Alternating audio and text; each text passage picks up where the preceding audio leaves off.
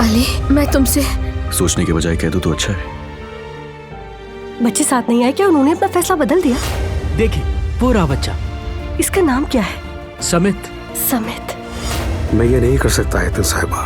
मैं कैसे कहूँ ये हसन ने किया है। जब भी उस हादसे के बारे में सोचती हूँ तो शर्मिंदगी होती है, लेकिन फिर भी मुझे माफ कर दें। मेरे बाबा की तरफ से माफी मांगती हूँ मैं।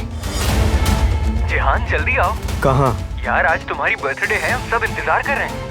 अपने दुश्मन की बेटी पर आखिर क्यों एतराज करूं, जब मेरे अपने बेटे का बेटा अपनी माँ का अफसोस नहीं मना रहा। यानी जिहान के बर्थडे वाले दिन उसकी अम्मी की बरसी होती है। अब मुझे पता चला कि वो पार्टी में क्यों नहीं आया। मैंने बुलाया उसे, वो आ रहा है।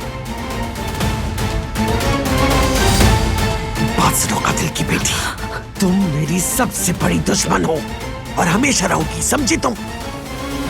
वो कहानियाँ अधूरी जो न हो सके कि पूरी, उन्हें मैं भी क्यों सुनाऊं, उन्हें तुम भी क्यों